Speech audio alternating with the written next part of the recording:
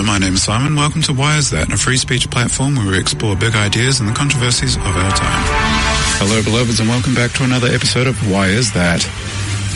Today we'll be talking about the first 10 days of Trump, and because it has a whole lot of effects that come around the world. I am joined by Brendan Malone from Left Foot Media. Hi, Brendan.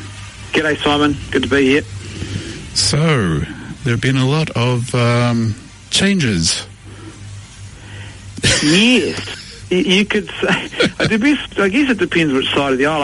I know Trump's fans are calling it, saying that this has been the most effective presidency, or the first 10 days of a presidency ever. Well, they were saying... they're saying because he has certainly done a lot of things. They were saying the first 8 weeks before he became president, he got more done than Obama about jobs. 8 years. It kind of doesn't surprise me because, to be fair, he comes from a different world than Obama. Obama was a professional politician. Trump was a professional businessman in the world of business. And from everything I've heard about and read about the guy, he's a workaholic. And guys like him, that sort of type A, success-driven personality, they tend to push hard and just get on with tasks. And it seems he's sort of carried that same ethos over into the White House. That's for sure. Well, it makes it seem what have all the other presidents been doing with their time. Well, it's funny, and I think that someone made a comment to me the other day, and they said people have been sort of trying to talk negatively about Trump due to the fact that he was a multi-millionaire or billionaire, I think, wasn't he, at one point? And they're saying this is, people have been saying it's not a good thing. But a friend of mine said it's actually probably the exact opposite, because when you're that well off, you don't owe the system anything, and the system doesn't own you. It can't really own you. So, you'll either create absolute havoc, or you will create the good kind of mess that politics needs, when an outsider turns up.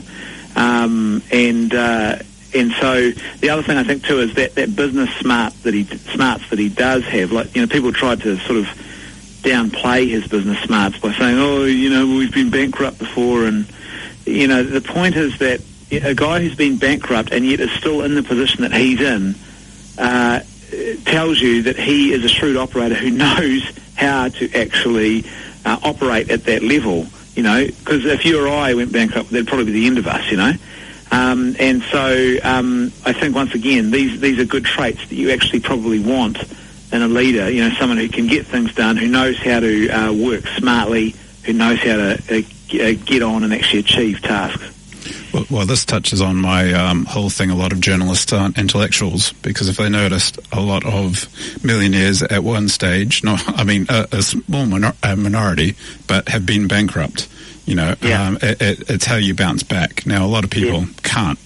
They obviously weren't too good with money in the first place, and that's how they ended up in the situation. But to say, he's gone bankrupt, and now he's something over 10 billion, I think it might.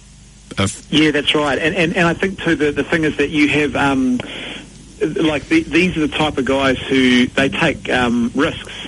And that's why bankruptcy is not really a mark of anything. It's you take certain risks, and when they come off big time. But you also are that sort of person, success-driven people who achieve at that level. They'll often take risks that don't come off.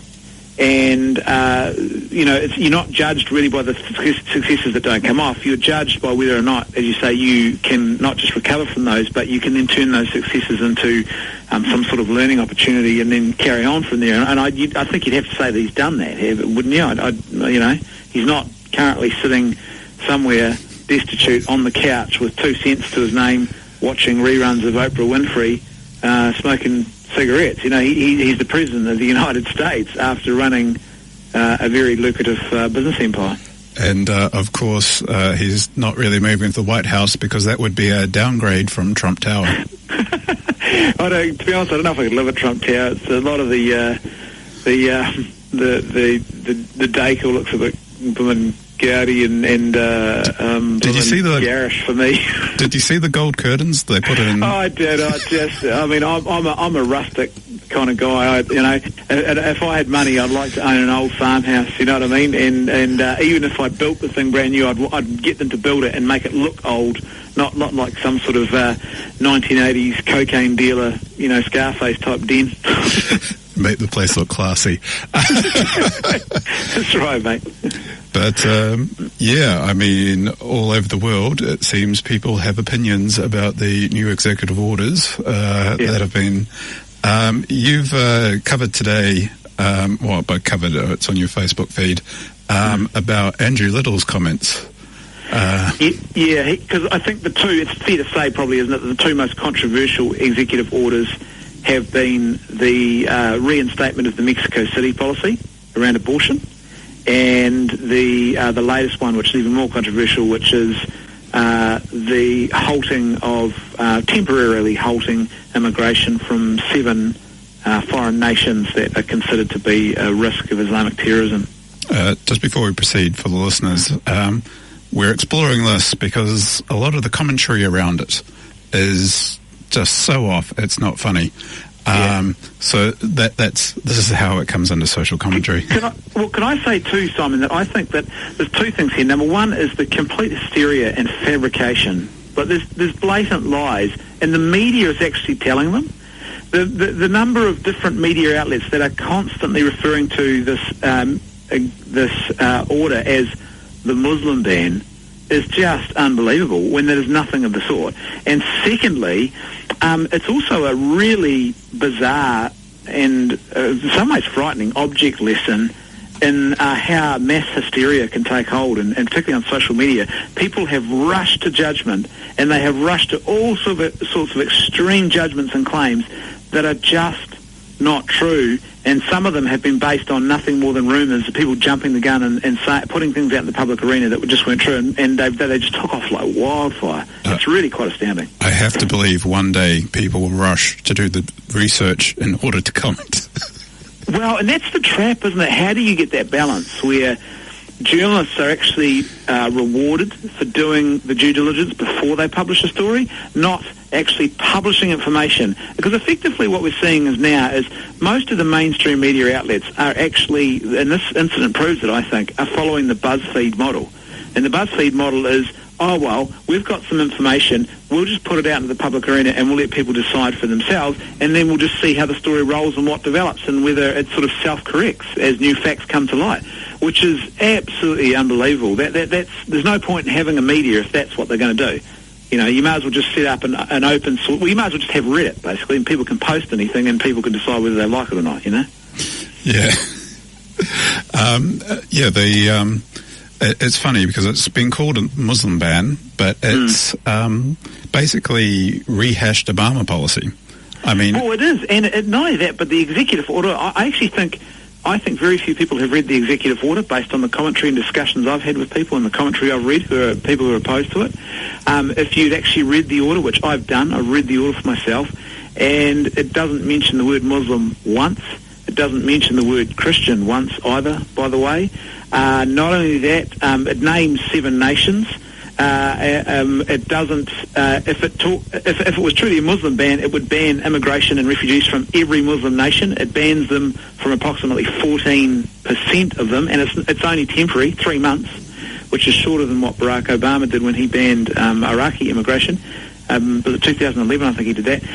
And also, there's a clause in there. I think it's clause 4E, which actually allows the relevant authorities in America to give admission from those 7 nations of anyone who they deem it would be appropriate and safe for national security to do so. So if this is a Muslim ban, this is the strangest Muslim ban that I've ever come across in my life. It's quite bizarre.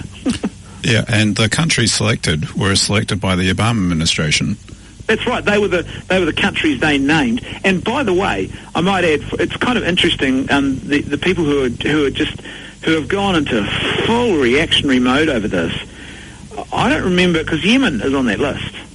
And the reason Yemen is on that list is because after, and this is the thing no one talks about, after they went and carried out what was a cold-blooded assassination of Osama bin Laden in his pajamas, they the whole thing we were told was this was America and the world was safe. Al Qaeda was gone. Well, Al Qaeda wasn't gone. Al Qaeda has experienced massive growth since that assassination, and Yemen, and particularly as I understand the Yemeni Peninsula, has been a really problematic area for that. And it's also an area where Barack Obama did target specifically with his secret drone assassination program, where a lot of innocent men, women and children were killed. And I don't remember anyone getting up in arms when those Muslim men, women and children were being killed as collateral damage in this assassination program. Yet all of a sudden, when someone says we should restrict temporarily until we've got our ducks in a row, people from coming into this country because this is a potential danger zone, all of a sudden people are crying Hitler, Hitler. Well, the anti-war movement has basically been missing in action over the last 8 years of Obama, and it's very partisan politics. If, as I said, this is all rehashed Obama policy. It's nothing controversial, but, oh my God, it's terrible. They weren't complaining when Obama was doing it. Well, and that's the thing. As I understand it, there were 6 times that Obama halted immigration. 6 times, and I've even discussed it with people today who have tried to say, I've talked to people point blank about the Iraqi incident where back in 2011 he halted Iraqi refugees and immigrants for a period of 6 months, which is twice as long as what this order is. And I've said to people, so what you're telling me is that you're a supporter of that, you think that's a good idea, but you're opposed to Trump doing it for 3 months for the same grounds. And there's no logical reason why, and they're still trying to say, the one was okay and the other wasn't. To me, it is just the most bizarre and arbitrary and illogical approach to these issues. There's long been that sort of suggestion or that comparison that was made by people that the political left were kind of like the heart and the political right were kind of like the brain.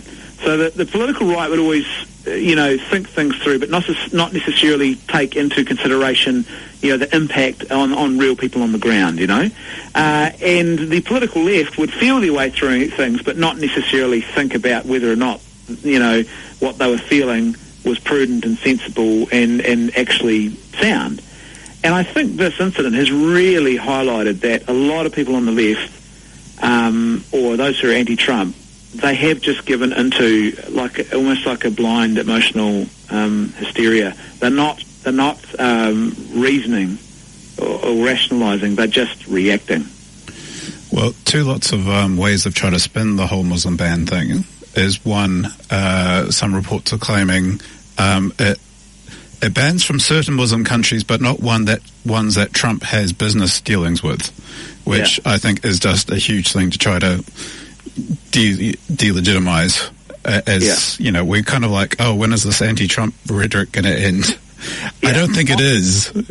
Well, to be fair, I agree, and I think I saw an article today suggesting that, some piece of commentary suggesting that this was going to be the new normal now, that basically there was going to be this major group of people who all they were going to do was spend their weekends getting outraged and then protesting.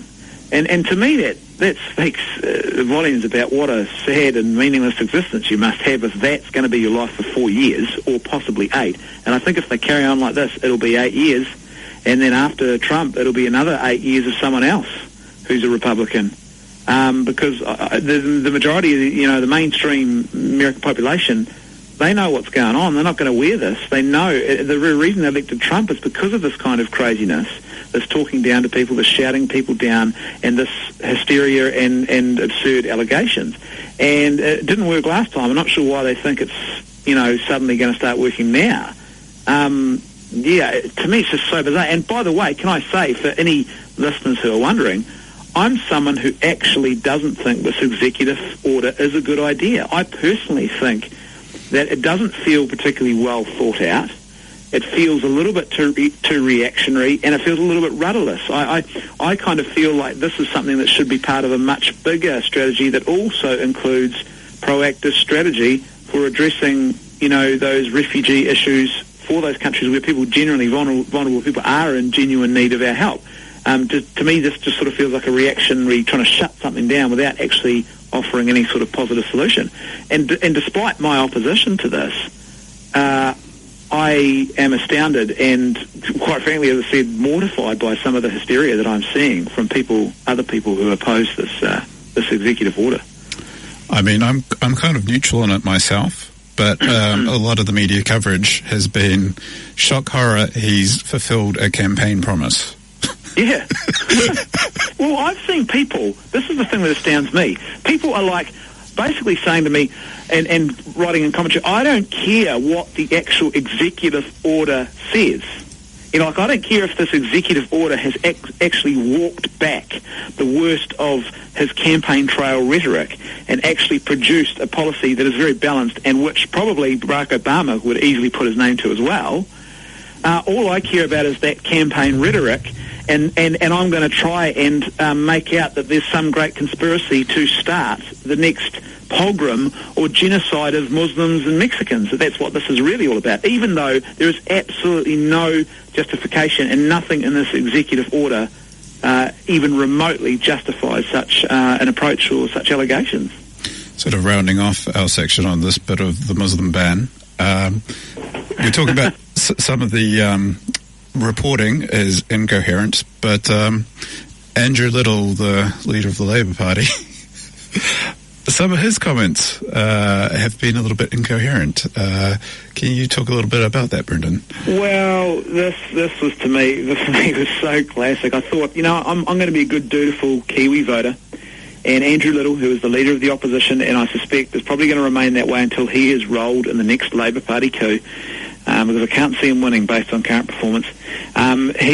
He gave a press conference today to criticise Donald Trump's immigration and refugee executive order. So I thought, well, I'm going to be a good, dutiful voter. I want to know what my politicians, where they stand on these sorts of issues, so I'm going to tune in. It's about 15 minutes long. I jumped on Facebook Live and I watched it. And I couldn't believe it. He starts by criticising Trump and the executive order, and then by the time the press release is ended, he is strongly implying, he's effectively stated, that, and this is not the first time he's done this, that New Zealand needs to, it wasn't quite clear whether it means halt or slow down and control its own immigration, so actually slow down the number of people we're bringing in order to protect our own interests. And my first thought was, hold on a minute, that's exactly what Trump is arguing here. He's saying in order to protect America's interests, we've got to take this temporary measure. And so he started by criticising that, and then Andrew Little by the end of it was saying, in order to protect our own interests, we should take effectively the same temporary measure until we can, till we can sort of get our head around things, and because he basically says we've got too many people, particularly singled out Auckland, our biggest city, our largest population base, having too many people there. The other interesting thing is that just last year, I think it was March last year, so less than a year ago, this is the same Andrew Little who was publicly stating, he said it at a public meeting, that he thought that there was a serious issue with Indian and Chinese immigrants who were taking jobs that locals could have, and something needed to be done about that. So the only possible explanation there is he means that we should stop a particular subset of Chinese and Indian immigrants from coming here because they're, once again, causing problems for our local national interests. And yet here he is today critiquing Trump for doing exactly the same thing. To me, it's just the most bizarre thing. I feel like I'm a spectator in some sort of circus parade. It's the weirdest thing ever. I think you've forgotten, Brendan, that Trump is on the right, so, yeah. Well, that's about the only thing left that really does explain this. That these people have been playing this game for so long now that they don't even realise that the majority of people are looking at them, apart from their devoted voters, their sort of own voter base, the majority of people, I think, are now looking at them and they're going, you guys are the emperor with no clothes on. We can see you are naked. Stop trying to tell us how awesome your new robes are. And I think they've been playing that game so long they don't even realise that the curtain has been drawn back. Everyone sees they're naked and, no one's buying it anymore. This is kind of an aside, but I had this with David Cunliffe. Something was posted on his Facebook page. Doesn't mean he did it, because he might have media people, etc. But, it was a thing of comparing Denmark and the United States for business, and of course Denmark, won that. And he said, and the caption underwards had, democratic socialism, it works. So I put on there, it's like, well, Bernie Sanders was saying that until the Prime Minister of Denmark came out, and I put a link to a thing, can you please comment on this? And I went back to check, and I couldn't find the thing. It's like, I must have done something wrong. Put it up again, taken down, put it up again. It was taken down.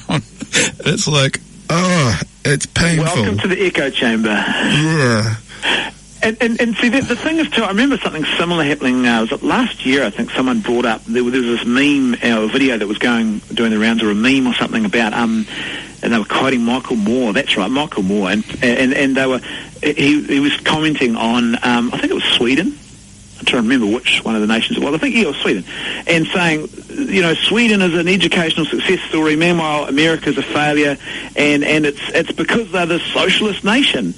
Well, that's actually a complete distortion of the facts, because what they do in that country is their teachers have to pass a very tenuous and demanding university degree qualification before they can become a teacher. In fact, the qualification to become a teacher in that country is so demanding, it is harder to actually become a teacher than it is to become a doctor in Sweden. Now, and the majority of people drop out because they cannot pass the qualification. That's why their education system is flying, because they have valued education, and they've made it a highly demanding profession, even more demanding than being a doctor. That's how hard the qualification is to get. And those are the people in the classroom teaching students, and that's why they're getting these amazing educational outcomes. And it's that typical sort of thing where, we've got a narrative, we push the narrative, and we don't really want to let the facts or, nuance get in the way of pushing the narrative. Well, this is one of the things I found that was funny, because one of Trump's executive orders was on ethics, and he was basically being ripped on that. And it's like, well, the text is almost identical to one that Obama and Clinton were going to do. Yeah. And it's like, that's a bad thing? I thought you would have liked that. Yeah, I honestly, to me, it's like I said, it's selective outrage again. But what I'm seeing now is I can't look. When Obama got elected, there were crazies. Every political arena, every demographic has its. When it comes to politics, you have your crazies, you have your lunatic fringe, people who say crazy things, people who, that Obama guy, he's really a secret Muslim, like you've got those sort of people everywhere. Oh, I do know. But I've never seen this level of hysteria with the media actually perpetrating. The only thing I can think that's changed that dramatically in the last 8 years is the advance and the proliferation of social media and the way it's used and becomes such an ingrained part of our lives. And one of the dangers, of course, is it allows anybody to get online and instantly broadcast any opinion they want or anything at all and claim it as fact to the entire world. Well, I think it's interesting. Chelsea Johnson's got news. They can check news in real time. So they're fact-checking the reports as they're happening. It's quite amazing. Yeah, interesting, eh? And you mentioned the Mexico City. Yes. So the other, it's funny, it was the most unpopular one until this new executive order was signed. So he's reenacted the policy that was originally brought in by Reagan, which prevents. So they have something called the Helms Amendment, which prevents prevents money being spent, taxpayer money from the United States, from being spent on abortions, foreign abortions. The Mexico City policy, what it does is it takes it one step further, and it says that NGOs will not be given aid money if they perform or promote abortions. And people were kicking up a stink, and people were claiming this was going to be, American aid was going to suffer, and people were going to die, and this was going to be the worst thing ever, and it was going to. I saw people writing commentary saying it was going to lead to AIDS deaths and all sorts of stuff. But the simple fact is that when you go back and look at when it was last enacted, which was under George Bush, because this policy keeps swinging, toing and froing ever since Clinton turned it off, and then Bush turns it back on again. Obama turns it off. Trump turns it back on again. It's now, basically the Republicans and Democrats. Republicans put the ban on, and Democrats take it off. It's a tug-of-war thing. Now, but if you go and look at the last time it was enacted, which is the 8 years under George Bush, the Mexico City policy was enacted, and also at the same time, George Bush enacted he enacted the most effective AIDS program for Africa that in the history of America. He has got guys like Bono, who is no friend of Republicans, singing his praise.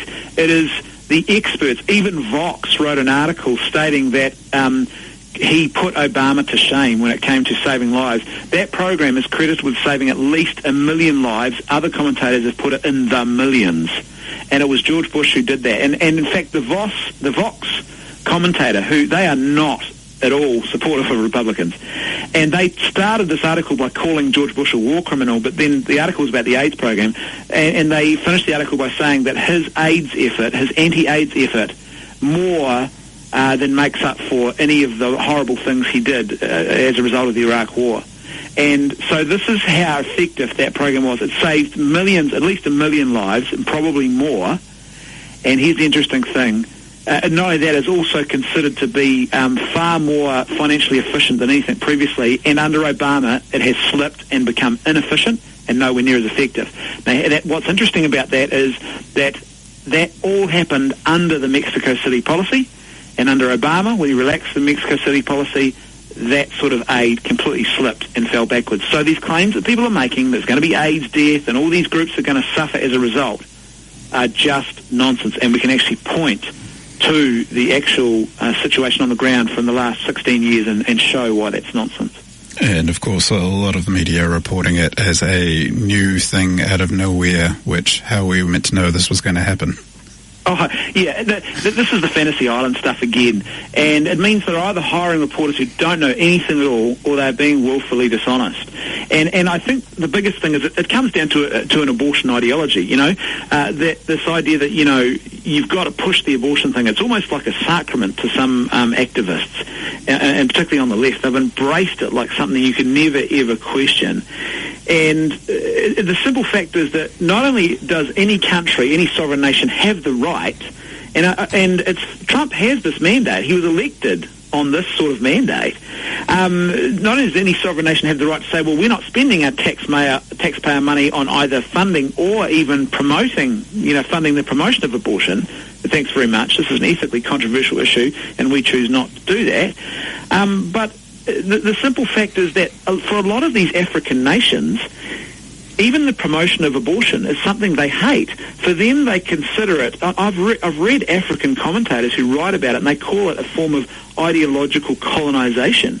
They say that this imposition by the West of their own morality when it comes to sex and abortion and stuff like that is totally foreign to African people who have a different approach to those issues, and yet it is force-fed and it's forced down their throats, and often they're told that they won't even get aid unless they accept those components of it as well. So he's actually giving back those African nations their own sovereignty as well when it comes to what ideological ideas that they will buy into.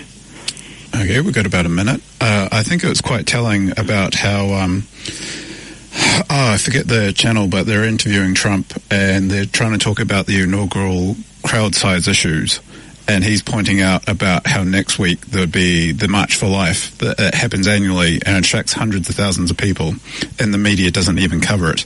I love how Trump attacks the media, calls them out. Yeah, and to be fair, he's made some mistakes in those attacks, but it's also, I think it is a good thing, to actually have someone finally saying, hey, there's a problem in the media. It's not just with certain outlets, but there is a systematic problem with the culture of the media at the moment, and something's got to be done about it. Okay, that's about it for the show. Brendan, where can people find you? You can find me at my YouTube channel. It's probably the best place. Watch LFM. That's Left Foot Media. WatchLFM.com. And, of course, for me, you can check out the Why Is That Planet Audio page.